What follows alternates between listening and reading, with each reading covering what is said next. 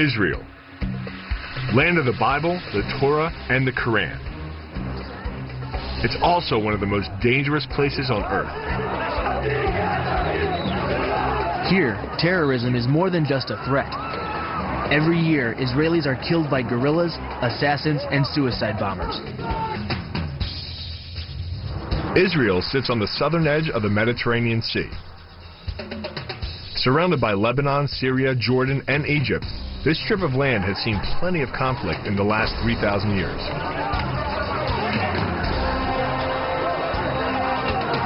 From the pharaohs of ancient Egypt to the Crusaders, from the Roman Empire to the British Empire, virtually every major civilization has fought to control this territory. And this war-torn country has given birth to one of the deadliest hand-to-hand combat systems in the world. There, we'll train with a guru, a man who'll teach us the ultimate skills we'll need to survive.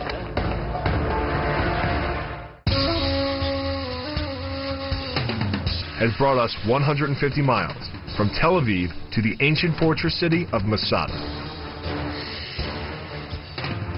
Standing nearly 1,500 feet above the Dead Sea, this hilltop complex was home to one of the country's most legendary battles.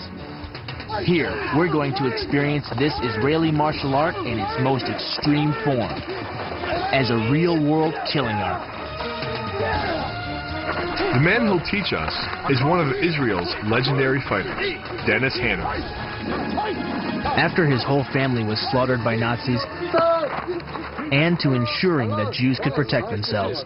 Good. We're just having a bit of training here. Man, you guys picked a great spot to train in underneath the hot sun. This is some realistic combat. This is called survival. It's not in the gym. This is nature. This is what this place is all about, Masada. Originally built by the Romans, the fortress was invaded and occupied by a few hundred rebel Jewish fighters in 72 AD.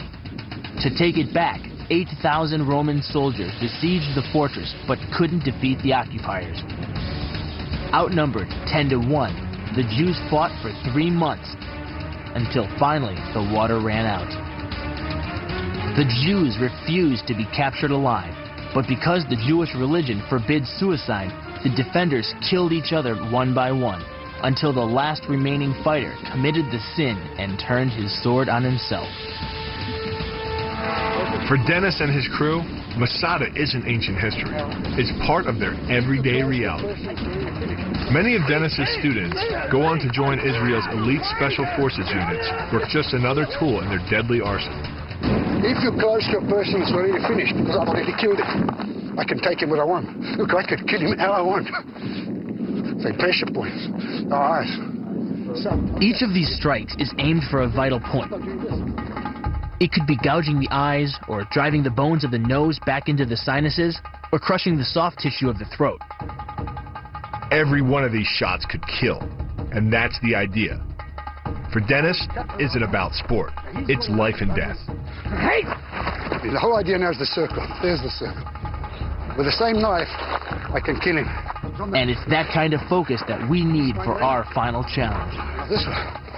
Why this way? I can take him to kill himself.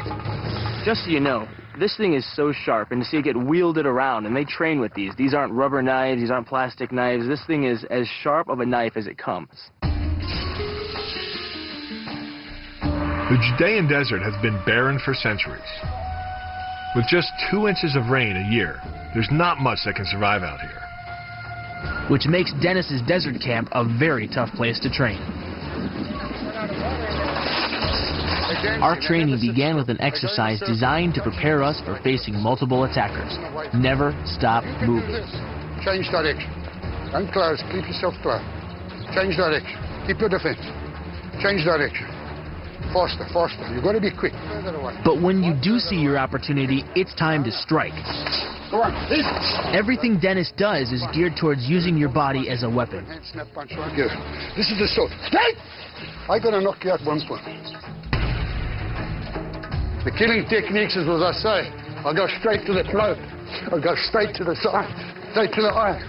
These techniques aren't for use in MMA. They're designed for combat. All attacks are aimed at vulnerable targets. You can break his leg by this kick. If any of these blows land properly, your opponent won't just be down. He'll likely be dead. Right, now go in a circle. 3 heights. Now move around. Move. Punch. Both sides. Oh, faster. Now to the top of the head. Okay. To the side. Finally, after a tough day of training, the sun began to go down. Snap punches. With no clouds to hold the heat, the temperature plummeted to just a few degrees above freezing. As night fell, we gathered around a fire near the camp to stay warm. Well, I want to explain you fellas something.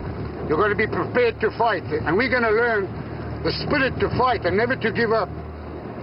Tomorrow we're really going into action. We're going to fight 1 man, you're going to fight 2 men, you're going to fight 3 men.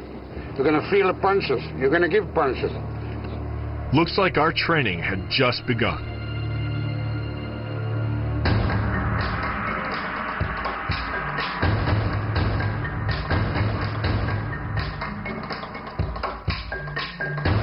Power punching and kicking, right?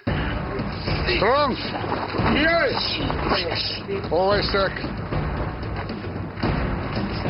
Quick. Always circle. Today, the fighting got even more intense. Faster, faster, faster. It doesn't matter if it's 7 a.m. or 7 p.m. When this sun is out, it's 100 degrees. It's intense. If this doesn't get us ready for our final challenge, nothing's going to. Hala, start punching the body.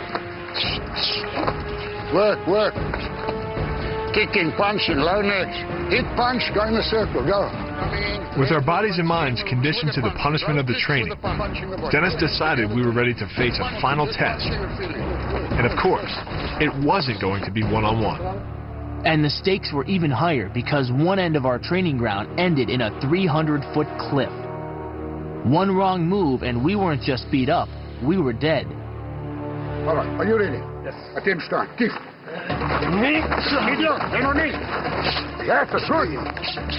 This was the perfect workout. It kept us focused on the big picture, not just the guy in front of us, but the whole battlefield.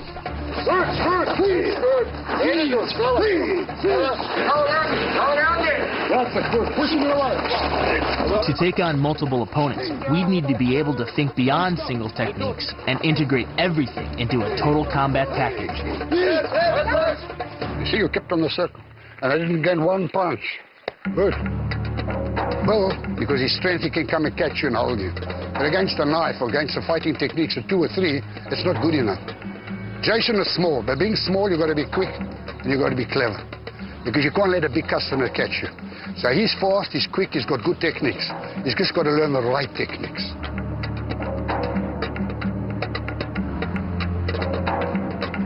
I feel myself kind of notching up, and it's coming together. Our training was finally over, and now we were as ready as we'd ever be to face what lay ahead.